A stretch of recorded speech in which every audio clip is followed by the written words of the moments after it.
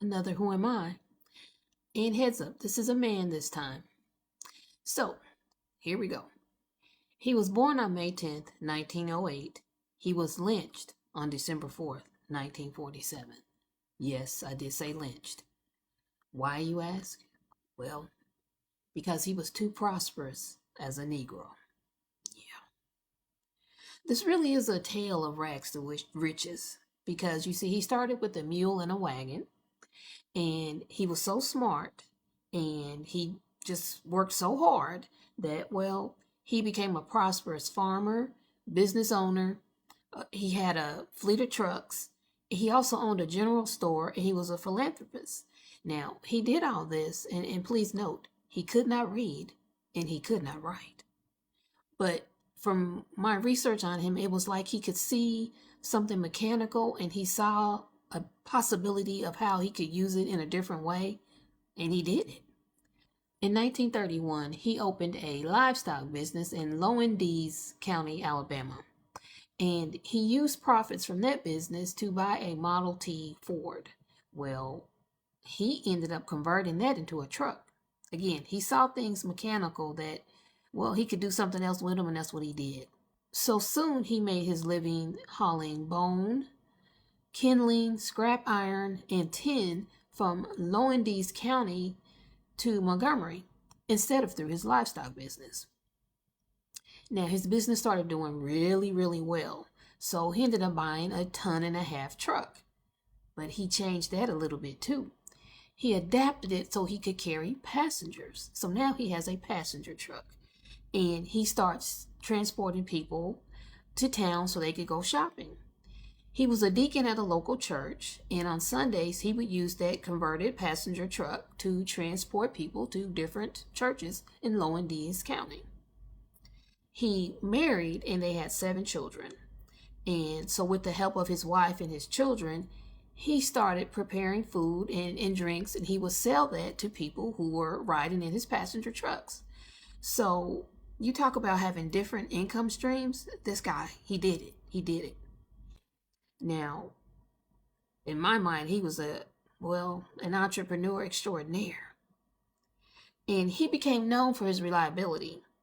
So much so that white people began to use him to haul stuff for them as well, and such as their livestock all the way to the stockyard. Now, as the money kept coming in, he buys his first tractor trailer truck. He then used that original converted truck. He took that Model T Ford and made it into a truck. Well, he changed it around and he called it his milk truck. And what he did, sharecroppers, when cotton wasn't in season, they struggled to have any kind of money coming in. So he would bring cows to them, and they would raise the cows and they would milk them. And in the milk, this guy would take and transport the milk and sell it to the white dairy farmers. Now, he became so respected as far as his reliability that even white people would choose him over other white people who own trucking businesses and stuff. That didn't sit well with them, right? Come on. Let's talk about his philanthropy, and then we'll get to the other stuff. Because he became really well known as a philanthropist, and I'm going to find the saying that was said about him. The only way he would not help you is if you didn't ask. Because, see, if you needed to get a ride into town but you didn't have money for the fare, he'd take you anyway. If you couldn't repay a loan, he would cancel the debt. I just hope he wasn't taken advantage of too often because of that. I hope not. Now, his trucking business was really taking off now. Again, just money coming in. He bought another brand new tractor trailer truck, and he hired more drivers.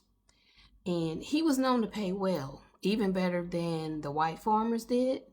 So, that didn't sit well with them either. He also provided a place to stay for his employees. He said as long as a man will work, he has a place to stay. At the height of his farming and trucking business, he acquired property, and he opened a general store. Again, another stream of income, okay? And his general merchandise store had a gasoline pump at it too. And it became a gathering place for the black community. But again, jealousy and envy from the white people. Well, not all white people, but some of the white people. So, well, they were just irate that the white farmers were hiring this black man instead of them, taking their money away from them in their mind. So, you know what they did?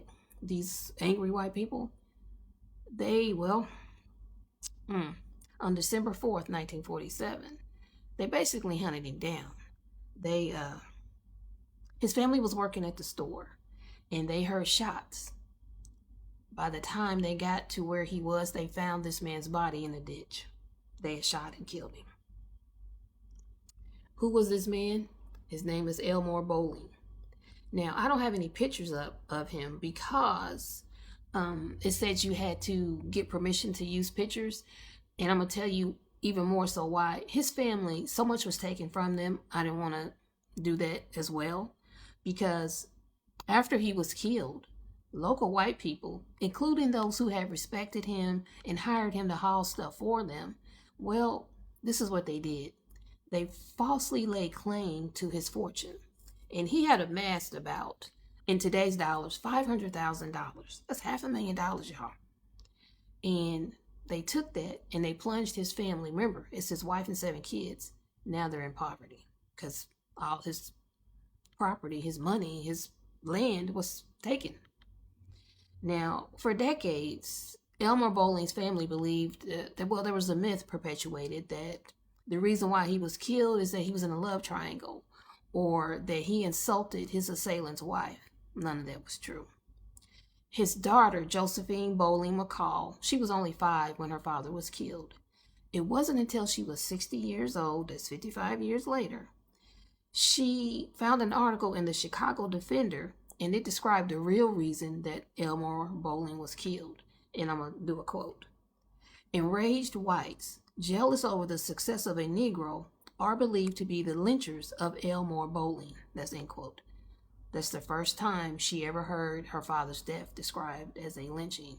Well, of course, that would set her off, and she wanted to do some research. So she spent 10 years searching for the truth about her father's death. She ended up writing a book. The name of the book is The Penalty for Success.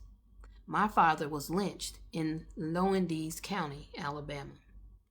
Now, here's a quote from her. This is from Josephine Bolling McCall.